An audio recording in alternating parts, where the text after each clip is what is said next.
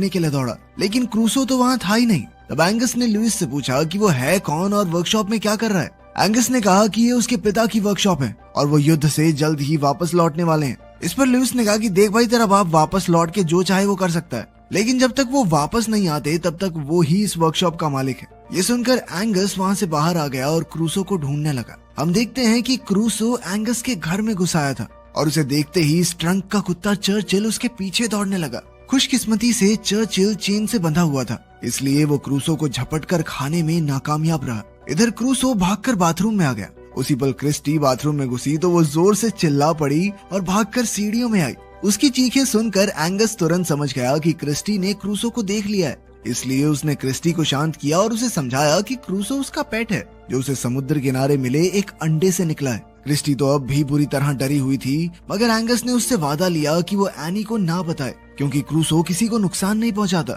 वहीं दूसरी ओर any workshop में लुइस से मिलने आई। वो अपने साथ अपने पति के कुछ कपड़े लाई थी जो उसने लुइस को दिए। ये देखकर लुइस ने पूछा कि क्या चार्ली वापस नहीं लौटेगा। इस पर एनी ने भारी मन से कहा कि वो कभी वापस नहीं आएगा। इस पर लुइस ने पूछा कि एंगस तो मुझे कह रहा था कि उसके पिता वापस आने वाले हैं युद्ध से, जिस पर एनी ने जवाब दिया कि एंगस अभी बच्चा है। सच तो ये था कि जहाज समुद्र में डूबने की वजह से चार्ली की मौत हो गई थी। खैर फिर उसने लुइस से बाथरूम में हो रही लीकेज को ठीक करने में मदद मांगी। लुइस उसे ठीक करने के लिए घर में आया तो हम देखते हैं कि ये वही बाथरूम था जिसमें एंगस और क्रिस्टी ने क्रूसो को छिपा रखा था। जैसे ही लुइस ने दरवाजा खटखटाया तो उन्होंने उसे अंदर आने से रोकने की कोशिश की, मगर काफी देर बाद भी जब वो बाहर नहीं आए तो लुइस ने कहा कि वो एनी से उनकी शिकायत करेगा। आखिरकार क्रिस्टी ने मजबूरन दरवाजा खोला। लुइस ने अंदर आकर कहा कि वो लीकेज ठीक करने आया है, पर तभी अचानक उसकी नजर क्रूसो पर पड़ी तो वो बुरी तरह डर गया। उसने घबराकर पूछा कि ये क्या है, तो एंगस ने उसे क्रूसो की पूरी कहानी सुनाई। लुइस ने हैरानी से उसे देखते हुए छूने की कोशिश की तो अचानक क्रूसो उसे काटने को आया। खैर फिर लुइस ने कहा कि क्रूसो बिल्कुल एक समुद्री घोड़े की तरह दिखता है। समुद्री घोड़ा दुनिया में सबसे दुर्लभ जानवरों में से एक है। कहा जाता है कि धरती पर एक वक्त पर सिर्फ एक ही समुद्री घोड़ा होता है। एक समुद्री घोड़े के मर जाने के बाद एक नया अंडा टूटता है जिसमें से नया घोड़ा फिर से जन्म लेगा।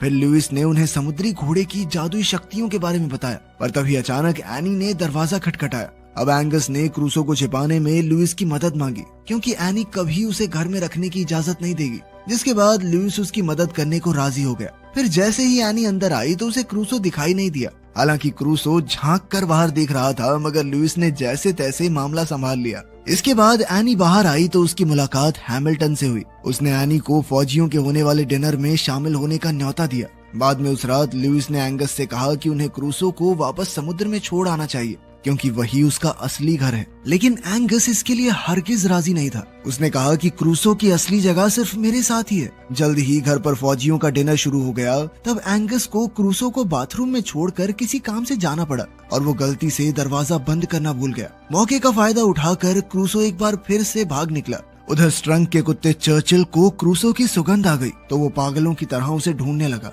जैसे ही उसे क्रूसो दिखाई दिया तो वो पूरे घर में उसका पीछा करने लगा। इसी दौरान वो डिनर टेबल पर चढ़ गए और सारा डिनर बर्बाद हो गया। हालांकि बाकी सबको सिर्फ चर्चिल ही दिखाई दिया। बेचारे चर्चिल की बढ़िया कुटाई होगी आज। इधर क्रूसो दौड़कर सीधा बाहर के फवारे में कूद गया, जहां उसे खाने को कई मछलियां भी मिल गई। उधर एंगस चारों तरफ क्रूसो को ढूंढ रहा था। तभी लुइस ने उसे घर वापस जाने को कहा, क्योंकि डाइनिंग टेबल पर जो हुआ उस वजह से एनी काफी परेशान थी। लुइस ने उसे भरोसा दिलाया कि वो क्रूसो को ढूंढकर सही सलामत घर वापस ले आएगा। तब एंगस वापस घर चला गया और काफी ढूंढने के बाद लुइस को फवारे के पास